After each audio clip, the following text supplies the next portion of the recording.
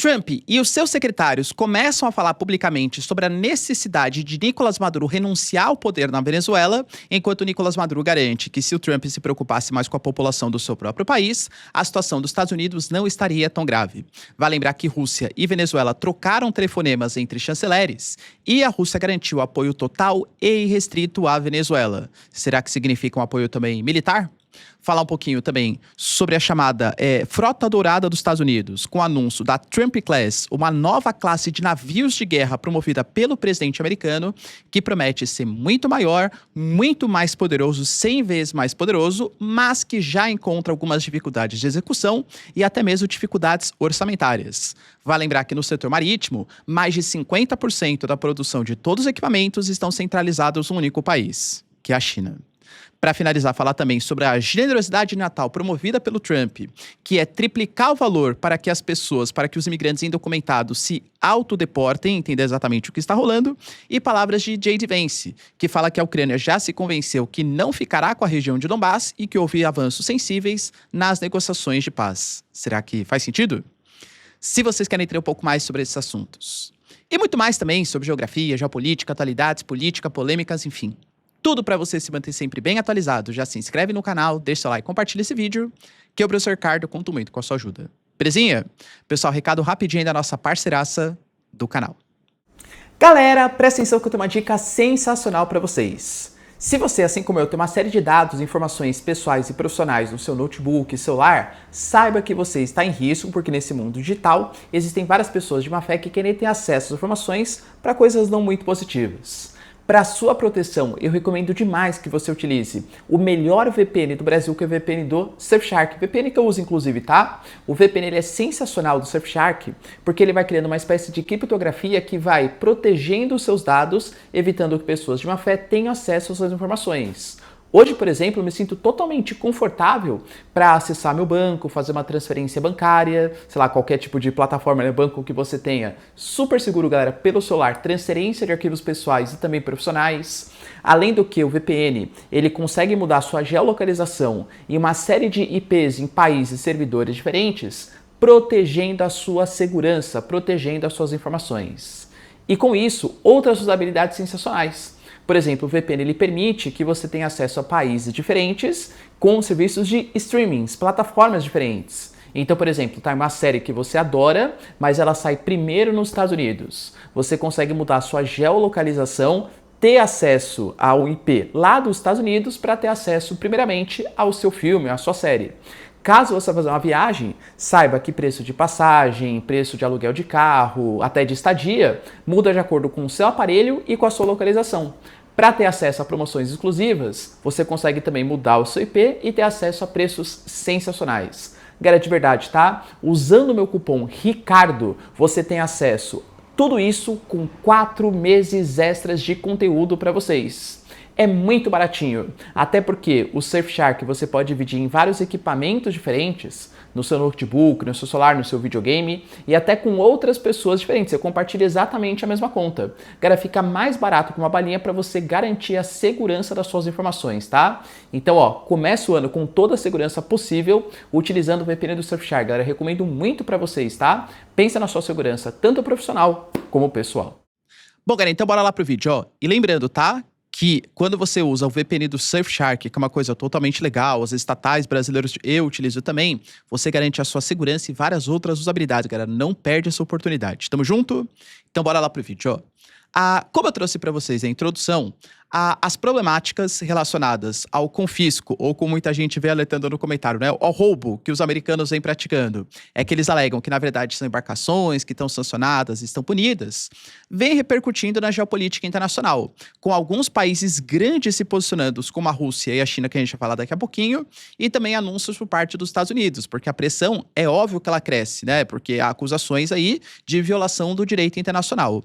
O que o Trump colocou, que pelo menos na verdade, né, a sua secretária de Segurança Interna, que é a Kristi Noem, é que o Maduro ele tem que sair. E que essas apreensões, ou essas roubos aí, desses navios sancionados, dessa frota fantasma venezuelana, vai continuar acontecendo enquanto não houver a renúncia de Nicolás Maduro. Quando o Trump ele foi perguntado sobre o assunto, ele falou: isso depende, na verdade, dele, do que ele quer fazer. Acho que seria muito inteligente da sua parte fazer isso, porque se ele quiser bancar o Durão, vai ser a última vez que ele bancará o Durão contra os Estados Unidos.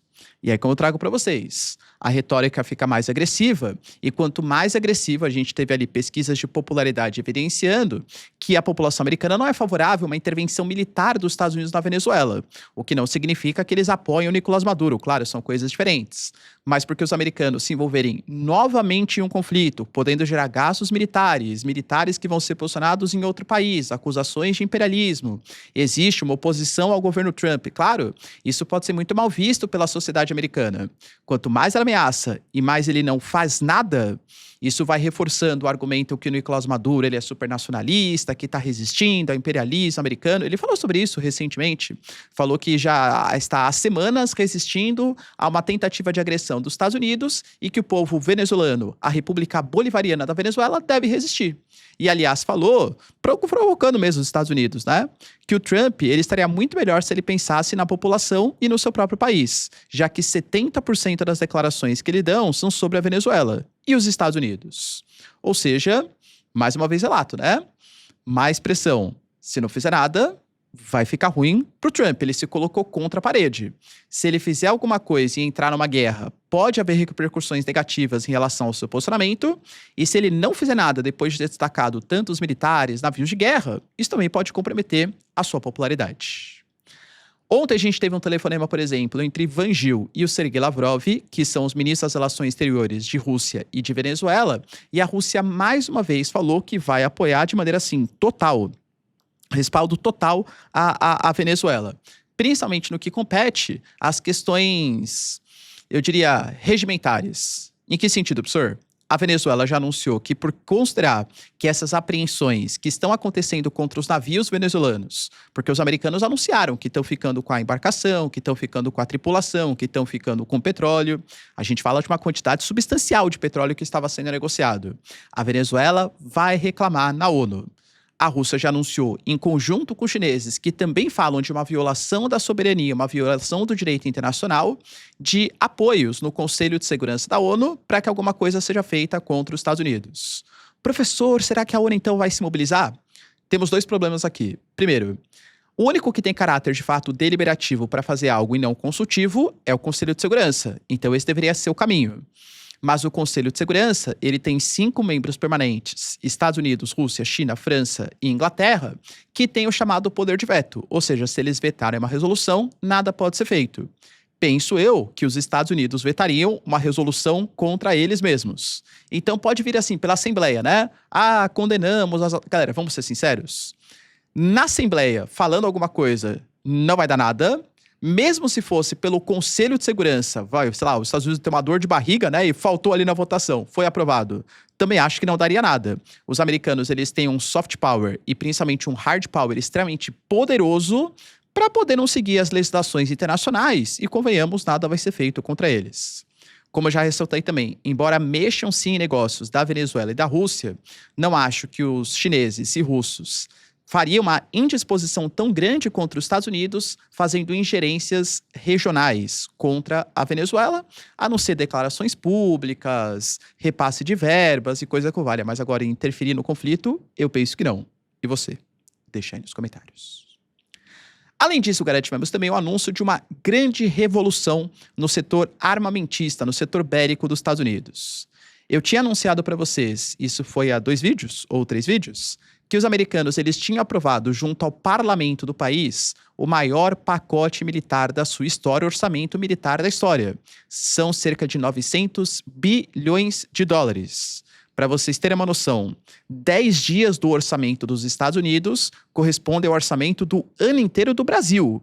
Se você pegar todo o orçamento que os americanos gastam, se você somar do segundo até o 9º, ou seja, os 8 subsequentes, não dá o gasto militar dos Estados Unidos. Os americanos, eles são os maiores gastos do planeta e têm uma capacidade militar, convenhamos, invejável. A gente fala de cerca ali, né, de 440 ativos navais, com 70 submarinos, inclusive vários deles nucleares. 10 porta-aviões, sendo o USS Gerald Ford, o maior do mundo.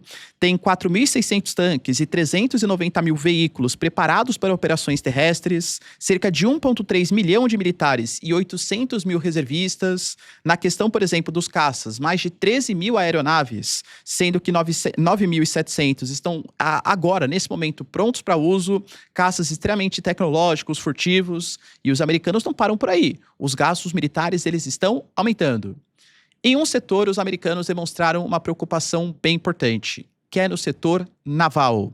Muito mais, penso eu, não exatamente pelos russos, mas que eles enxergam como principal inimigo em médio e longo prazo, que são os chineses, que percentualmente crescem muito.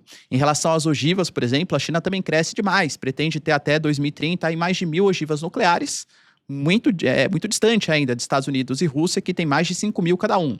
Mas ainda assim é um crescimento importante.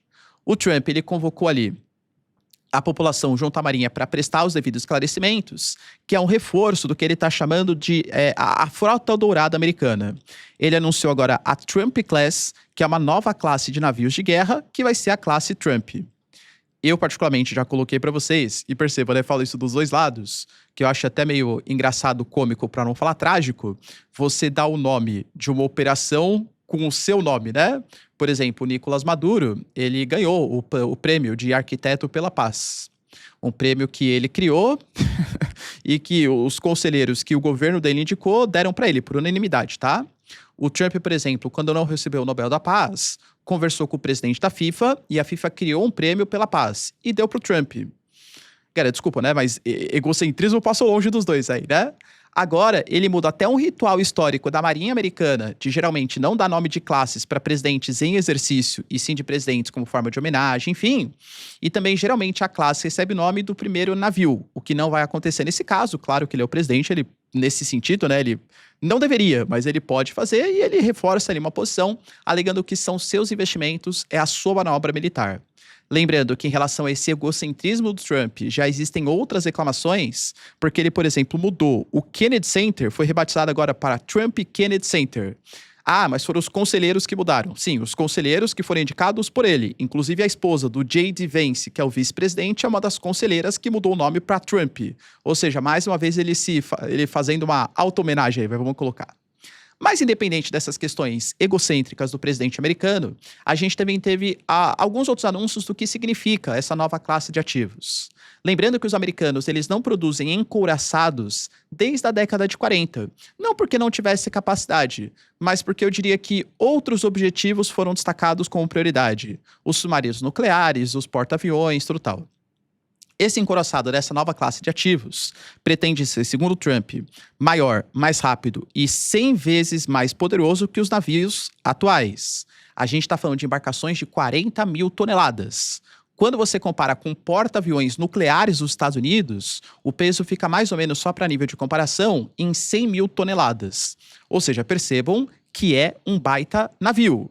Segundo os Estados Unidos, eles não contarão apenas com maiores canhões, mas também vão ter capacidade de carregar mísseis de cruzeiro com capacidade nuclear, que vão poder ser lançados do mar contra alvos, contra os seus objetivos. Me vem à cabeça, não foi divulgado isso, mas o destacamento, por exemplo, no mar da China Meridional, na região da Ásia-Pacífico, que os americanos já colocaram como a sua prioridade. E é claro que isso instiga também Rússia e China a responderem a possíveis ações, né? O Trump falou que a Marinha dos Estados Unidos vai liderar o design desses navios ao seu lado, porque, segundo ele é uma pessoa muito estética. Então ele vai ter participação para lançar os navios de guerra mais bonitos da história. Percebo que o Trump, até na questão do design, ele quer interferir em como vai ser o navio. Além disso, a gente tem a ideia que inicialmente vão ser 2, mas o objetivo é que daqui a alguns anos tenham de 20 a 25 embarcações desse tipo.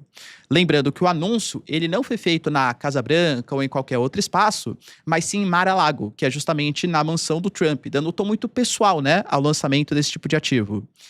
Um dos pontos que ele destacou também é que há preocupações, porque assim, isso é uma coisa que, inclusive, eu leio sempre os comentários, tá? Os americanos têm o maior orçamento militar. É verdade. Orçamento militar não significa bom desempenho militar. Em que sentido, né? Quando você pega, por exemplo, hoje, e acho que ficou muito explícito na guerra entre Rússia e Ucrânia, drones ucranianos que ficam na casa de centenas de dólares ou poucos milhares de dólares foram capazes de destruir caças russos, equipamentos aéreos russos na casa de milhões de dólares, porque eles são mais furtivos, eles são mais baratos e muito mais quantidade.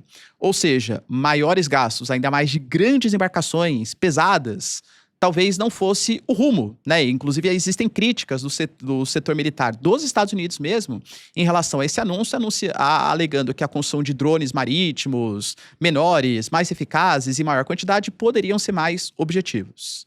Enfim, né? Aparentemente, cara, essa nova classe, né? Essa nova frota dourada não vai contar só com a Trump Class também, mas sim com outros equipamentos, talvez também menores.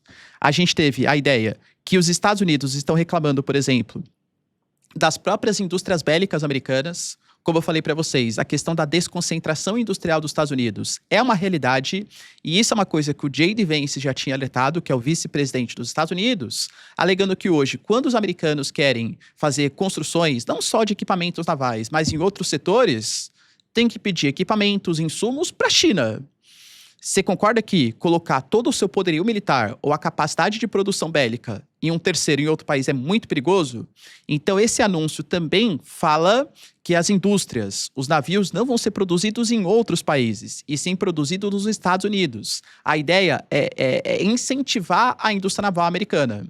Só que existem alguns problemas. O Trump falou que hoje a indústria naval ou a indústria bélica americana não está cumprindo prazos, o governo americano compra serviços que não são entregues, que são superfaturados, que estão atrasados. Ele prometeu fazer uma espécie de curadoria, e toda a indústria bélica que esteja devendo para o governo americano, que esteja atrasado, vai ter intervenção do Estado, alegando que não vai poder distribuir dividendos, que não vai poder fazer recompra de ações. Como assim? Vocês estão pegando o dinheiro do Estado americano, atrasando a entrega e ainda querem ficar beneficiando os investidores, os donos, os acionistas da empresa? Não faz o mínimo sentido. Então, o governo americano vai pegar pesado para tentar reconstruir a indústria bélica americana. A questão que se coloca, que nem eu falei para vocês então, né? Primeiro, a capacidade produtiva para isso ser feito, o Trump já tinha lá no seu primeiro mandato também tentado fazer uma nova classe ali de construções. Houve reclamações, atraso, não foi liberado o orçamento, aparentemente o orçamento dessa vez tem. Mas será que tem para tudo? Os americanos divulgaram, por exemplo, a intenção de fazer o Golden Dome. O Golden Dome também vai ser uma baita revolução, com a disposição de satélites contra mísseis balísticos intercontinentais, onde do espaço da órbita baixa vai ficar apontando ali para os países inimigos para interceptar os mísseis antes deles saírem de órbita. Os gastos, eles são exorbitantes. Vai ter capacidade para fazer tudo isso? E claro, outro ponto que é a questão do protecionismo. Por quê? Hoje, os americanos não têm essa capacidade. Os subsídios, os incentivos vão ter que rolar. Comprar uma guerra comercial com os chineses, mais uma vez, que hoje corresponde, como eu falei, a mais de 50% da produção naval militar do planeta. Então, existem todos esses pontos que são difíceis de serem respondidos a curto prazo, mas que, de fato, é um plano bastante ousado, isso com certeza é. E aí, galera, você apoia essa ideia do governo americano, desse novo encouraçado, dessa nova classe Trump? Deixa aí nos comentários. Além disso, nós tivemos também o anúncio do governo americano de uma nova generosidade de Natal. Para quem não sabe, o governo americano ele até criou um aplicativo, que é o aplicativo CBP Home, onde a pessoa que está indocumentado, imigrante indocumentado, ele pode se registrar, ele recebe uma verba de $1.000 para abandonar o país. Como ele se autodeportou, ele não fica proibido de, no futuro, entrar regularmente nos Estados Unidos. Caso essa pessoa não se autodenuncie, não se autodeporte, ela seja capturada pelo Estado americano, pelo ICE, né? Que é o dispositivo ali americano. Aí sim, como ele foi capturado, ele foi caçado, ele fica proibido de entrar nos Estados Unidos no futuro, mesmo que seja por vias legais. Como a gente tem um plano do governo americano de aumentar os números, para vocês terem uma noção, esse ano, cerca de 1,9 milhão de pessoas utilizaram esse aplicativo para fazer essa autodeportação, recebendo $1.000, o governo americano está anunciando uma bonança de Natal. Esse valor de 1.000 sobe para $3.000. Você se cadastra no aplicativo, vai embora, tem que ser até o final do ano e recebe os $3.000 como prêmio. Professor, o governo vai ter todo esse dinheiro? Pois é. O orçamento não foi feito pelos Estados Unidos? Algumas mudanças na questão migratória também foram definidas. Para vocês terem uma noção de proporção, hoje o orçamento anual do ICE ele é de 19 bilhões de dólares. Até 2029, você vai ter uma injeção extra de 170 bilhões de dólares. As reclamações de quem defende essa política migratória do Trump estava ligado que o ICL era muito seletivo. Então, em alguns setores que a mão de obra estrangeira, mesmo a indocumentada, ela é essencial para baratear o custo de produção, geralmente o ICE não fazia ações. Então, você pega, por exemplo, fazendas, fábricas, setores ali onde a mão de obra é ilegal ou indocumentada é mais estratégico, não teria. Muito possivelmente, agora vai ter. Só que aí reside um outro problema para o Trump. Qual? A gente percebe, até como resultado das últimas eleições, que as suas ações estão sendo um pouco criticadas por parte da população. Por exemplo, a cidade de Miami, que é uma cidade super importante até por essa questão migratória, teve aumento também de deportações. Tivemos a eleição de uma prefeita democrata. Ah, professora, coincidência? Ela mesma alega que não, que um dos pontos que ela mais tocou durante essa campanha foi a questão migratória. As pesquisas de popularidade que falavam que mais de 50% da população apoiava as políticas migratórias do Trump, agora na última pesquisa caiu para 41%. Entendam, não porque a população americana, não, a gente quer a entrada de vários imigrantes, cara, nem Biden nem Trump, né, essa é a ideia. A ideia é ter uma seletividade na fronteira maior, mas que as deportações ocorram preferencialmente com imigrantes indocumentados e que tenham cometido algum tipo de crime e que haja uma manobra também para a regularização da mão de obra, principalmente dos imigrantes que estão há muito tempo morando nos Estados Unidos. Que essas regiões, você pega a cidade de Los Angeles, por exemplo, é super importante essa mão de obra. Então vamos tentar regularizar a situação dos imigrantes indocumentados que já provaram, entre aspas, o seu valor, pelo menos do ponto de vista de mercado de trabalho. Há alegações que o ICL age de maneira muito violenta em alguns casos e que não é muito seletivo, deportando pessoas que seriam importantes também para a sociedade americana. E aí, galera, será que essa manobra, essa bonança dos americanos vai dar certo? E para finalizar, a gente tem também o anúncio importante do J.D. Vance, que, aliás, até pelas próprias casas de aposta dos Estados Unidos, já se consolida como o principal candidato para eleição, porque lembrando do Trump, ele não pode ser reeleito, pelo menos se os americanos seguirem a atual Constituição, não pode ser reeleito. Mas o J.D. Vance, o vice-presidente, já vem se colocando como uma alternativa. Ele fez um treinamento recente, né, com o SEALs ali, divulgou o seu treinamento militar. Você percebe quando o cara vai fazendo uma estratégia política para ser o sucessor do Trump, né? E aparentemente essa figura vai ser o J.D. Vance e não exatamente o Marco Rubio. Mas enfim. E ele deu algumas declarações sobre a guerra entre Rússia e Ucrânia, colocando que nesse momento houve sim certo avanço em relação à possibilidade de paz entre Rússia e Ucrânia, mas com alguns pontos importantes ainda a serem discutidos. Mais uma vez, a questão da usina nuclear de Zaporizhia, não foi definido o que vai acontecer com essa usina nuclear, se vai ser metade Rússia, metade Ucrânia, toda a Rússia, toda a Ucrânia, e a questão de Donbas, principalmente Donetsk, que ainda falta os russos conquistarem certo espaço ali, né? Ele deu uma notícia não muito positiva para os ucranianos, alegando que os ucranianos veem, até de maneira compreensível, isso, ou seja, a conquista de Donetsk, como um grande problema de segurança. Embora admitam no privado, informações do J.D. Vance, que no final das contas, eles vão perder Donetsk, mas que não sabe se isso vai acontecer em 12 meses mais e que isso abre espaço para uma futura negociação.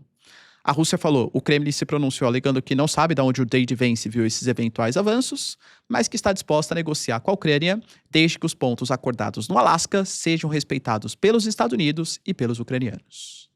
Será que a paz vai rolar até o Natal? Acho difícil, hein, galera? Tá faltando pouco, hein? Beleza? Deu para entender os principais acontecimentos? Se vocês curtiram o vídeo, então, já deixa seu like, se inscreve no canal. Tamo junto, beijos, abraços e tchau, tchau.